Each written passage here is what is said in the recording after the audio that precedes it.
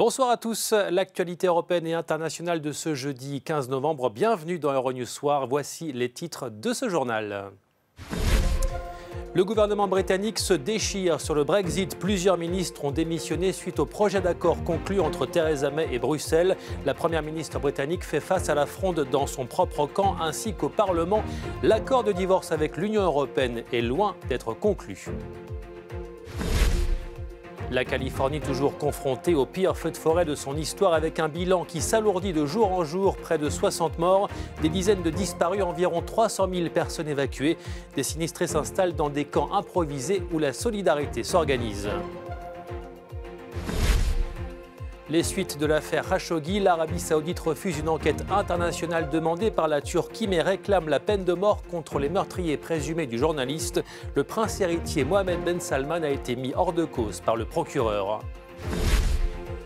Le rapatriement des Rohingyas devait débuter aujourd'hui, mais de nombreux réfugiés de cette minorité musulmane refusent de rentrer en Birmanie où ils redoutent de subir des exactions. Beaucoup préfèrent rester dans les camps du Bangladesh. Bonsoir, bienvenue. L'actualité donc à nouveau marquée par le Brexit et ses nombreux rebondissements au Royaume-Uni. Plusieurs ministres de Theresa May ont démissionné. Ils n'acceptent pas l'accord de divorce conclu avec Bruxelles. De son côté, Theresa May maintient le cap. Elle assure, je cite, avoir négocié le meilleur deal possible dans l'intérêt de son pays. Retour sur cette journée avec Fleur Martins et Stéphanie Morbois. Theresa May en pleine tempête. Au lendemain de l'accord trouvé entre Londres et Bruxelles au sujet du Brexit, la première ministre britannique fait face à des démissions en cascade au sein de son gouvernement. Dominic Raab, le ministre chargé du Brexit, claque la porte pour manifester son opposition au projet d'accord. Le point le plus sensible concerne le futur statut de l'Irlande du Nord, une fois que le Royaume-Uni aura quitté l'UE. Dominic Raab estime qu'il représente, je cite, une menace très réelle pour l'intégrité du pays. La ministre du Travail, Esther McVey, quitte également le gouvernement. Elle qui s'est depuis le début positionnée en faveur du Brexit, juge que l'accord proposé ne reflète pas le résultat du référendum, lors duquel 52% des Britanniques s'étaient prononcés pour une sortie de l'UE. Même décision pour Shailesh Vara, le secrétaire d'État pour l'Irlande du Nord, tout comme la secrétaire d'État en charge du Brexit, Suella Braverman, qui présentent eux aussi leur démission. Braverman déplorant les concessions consenties à Bruxelles. Après avoir convaincu son cabinet de soutenir son plan pour le Brexit, Theresa May a demandé à la Chambre des communes de le présenter à des députés sceptiques au Parlement. Elle a exposé les grandes lignes de l'accord qui a finalement été conclu hier, après 2 ans de négociations avec l'Union européenne. Theresa May a souligné que les arrangements concernant la frontière irlandaise, principal point d'achoppement des négociations, impliquaient des compromis des deux côtés. Je ne prétends pas que le processus ait été confortable ou que nous-mêmes ou l'Union européenne sommes entièrement satisfaits de tous les arrangements qui y ont été intégrés. Mais bien entendu, c'est le cas. C'est un arrangement que nous voulions ne jamais avoir à utiliser. Mais bien que certaines personnes puissent prétendre le contraire, aucun accord n'offre le Brexit pour lequel le peuple britannique a voté. Les députés se prononceront sur l'approbation du plan après son accord formel avec l'Union européenne. Theresa May a insisté en disant qu'il n'y avait pas d'alternative à son plan. Donc le choix est clair. On peut choisir de partir sans accord, on peut prendre le risque d'aucun Brexit, ou on peut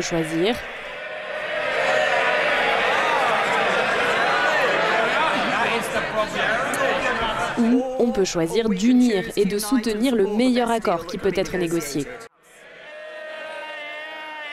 Le leader de l'opposition, Jeremy Corbyn, a affirmé que son parti travailliste ne soutiendrait pas cet accord.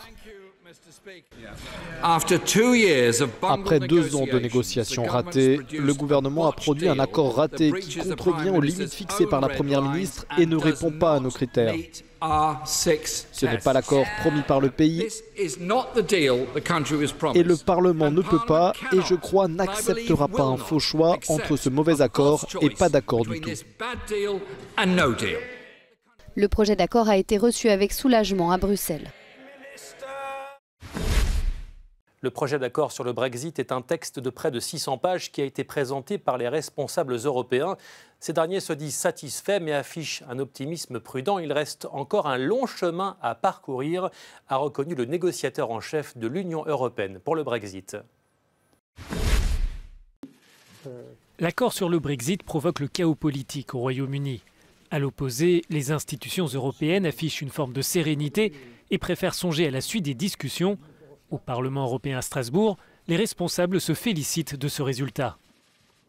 Nous sommes à un point important de cette longue et extraordinaire négociation. C'était un point important, et c'est un point important parce que c'est celui qui permet de construire la base de la confiance dont nous avons besoin pour bâtir la relation future. Pour l'Union européenne et les eurodéputés, cet accord apparaît comme le meilleur possible au regard des intérêts des deux parties. Ce que fait cet accord, c'est qu'il combine le Brexit, car c'est l'objectif et la décision du peuple britannique, avec un scénario qui évite toute interruption, un désastre pour les économies, pour l'économie de l'Union, mais certainement pour l'économie britannique. Donc, c'est un résultat important. Les institutions européennes se focalisent désormais sur la sortie ordonnée du Royaume-Uni. Il n'est pas question pour la Commission de réagir aux conséquences politiques à Londres. Nous ne commenterons aucun développement de politique interne au Royaume-Uni. Notre partenaire de négociation demeure la première ministre britannique Theresa May et son gouvernement, et nous continuerons à travailler avec eux en confiance.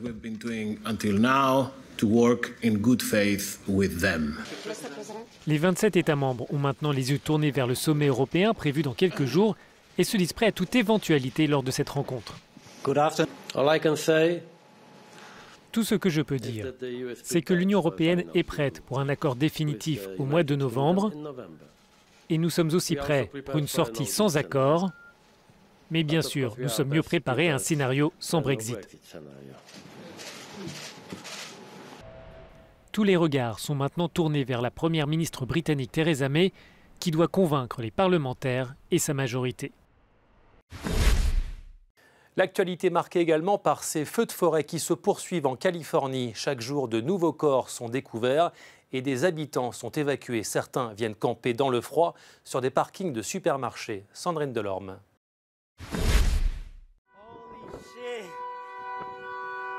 Un Californien filme son évacuation à l'approche des flammes. Il klaxonne pour avertir ses voisins.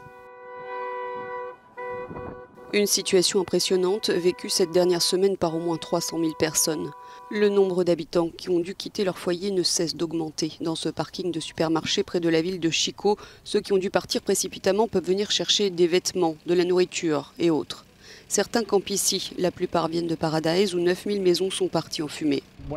Quand je suis arrivé ici, il n'y avait personne, mais cela devient de pire en pire. Il y a toujours plus d'évacués, plus de gens à court d'argent pour aller dans les hôtels. Et beaucoup de familles qui se sont installées et qui savent qu'elles ne pourront pas rester là pour toujours. Je veux juste rentrer chez moi, je me fiche de savoir qu'il n'y a plus de maison. Je veux juste revenir sur mes terres, prendre une remorque et aller tout nettoyer. Le plus tôt sera le mieux. Le dernier bilan des victimes fait état de 59 morts et plus de 130 disparus. Des experts ont estimé qu'il faudra des années pour reconstruire la ville de Paradise, si la population le désire.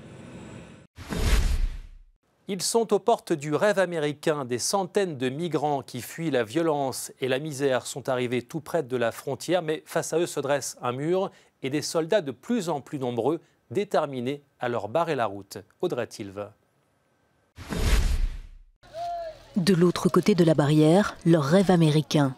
Ils sont désormais plusieurs centaines de migrants centra-américains à être arrivés à Tijuana, une ville mexicaine qui jouxte San Diego en Californie. Pour la plupart, ce sont des Honduriens partis de leur pays il y a un mois et ils se refusent à croire que le voyage s'arrêtera là.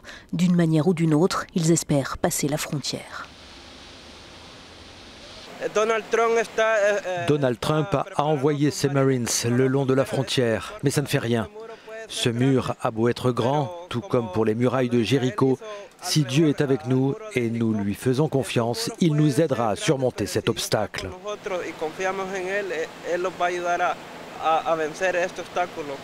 Alors que les migrants qui constituent cette longue caravane continuent d'affluer, le secrétaire d'État américain à la Défense s'est rendu sur la base de Donna au Texas, où il a réaffirmé la nécessité d'un déploiement massif de soldats à la frontière. James Mattis estime à 5900 le nombre de soldats mobilisés pour empêcher les migrants d'entrer sur le sol américain. Dans l'actualité également, la justice saoudienne a mis hors de cause le prince Mohammed Ben Salman dans l'enquête sur le meurtre du journaliste Jamal Khashoggi à Istanbul. Elle a par ailleurs refusé une enquête internationale réclamée par la Turquie. Le procureur a toutefois réclamé la peine la plus sévère pour les auteurs du meurtre. Fleur Martins. Le parquet saoudien a requis la peine de mort contre 5 responsables du royaume. Tous sont accusés d'avoir participé au meurtre du journaliste Jamal Khashoggi, assassiné le 2 octobre dernier. Le procureur général a confirmé que le journaliste avait été drogué et démembré au sein même du consulat d'Arabie Saoudite à Istanbul. L'affaire sera renvoyée devant le tribunal et l'enquête se poursuivra pour connaître le rôle de tous les accusés.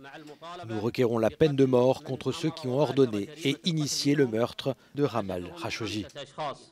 La justice saoudienne a pris soin de dédouaner entièrement Mohammed Ben Salman, alors que la responsabilité du prince héritier est pointée du doigt depuis le début de l'affaire. Khashoggi, qui travaillait notamment pour le Washington Post, en était l'un des plus vifs critiques. La Turquie a d'ores et déjà indiqué qu'elle jugeait les explications saoudiennes insuffisantes et appelle à révéler les vrais commanditaires de l'opération. Le président turc Recep Tayyip Erdogan a affirmé à plusieurs reprises que l'ordre de tuer avait été prémédité et donné, je cite, au plus haut niveau de l'État saoudien. Ils sont des dizaines de milliers de réfugiés rohingyas s'entasser dans de gigantesques camps au Bangladesh. Leur rapatriement en Birmanie devait débuter, mais beaucoup s'opposent à un retour. Ils redoutent les persécutions de l'armée birmane. Annelise Fantino. Un retour au pays serait pour eux synonyme du pire. Les premiers rapatriements de Rohingyas réfugiés au Bangladesh vers la Birmanie devaient débuter ce jeudi, mais ceux qui se trouvaient sur les listes ont préféré fuir. De nombreux autres membres de cette minorité musulmane ont manifesté pour répéter qu'ils redoutaient les exactions perpétrées par l'armée birmane. Si on nous demande d'y retourner, mieux vaut nous tuer ici. Ce serait encore le mieux. Ils nous ont agressés sexuellement, ils ont été violents envers nous. On ne reviendra pas, ils ont tué mon mari. J'étais alors enceinte de 3 mois et je me suis battue pour pouvoir fuir. Début novembre, des accords ont été annoncés entre la Birmanie et le Bangladesh pour procéder aux opérations de rapatriement sans cesse reportées depuis des mois et auxquelles s'oppose l'ONU. L'an dernier, plus de 700 000 Rohingyas ont traversé la frontière pour trouver refuge au Bangladesh après une nouvelle vague de répression. C'est une victoire pour l'opposition russe. La Cour européenne des droits de l'homme a reconnu le caractère politique des multiples arrestations d'Alexeï Navalny, le principal opposant à Vladimir Poutine. Il était présent lors de l'audience à Strasbourg. Christophe Garache.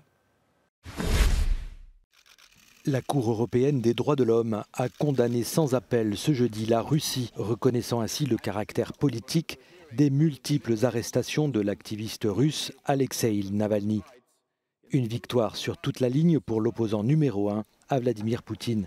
Navalny a pu se rendre in extremis à Strasbourg, en France, pour savourer ce verdict.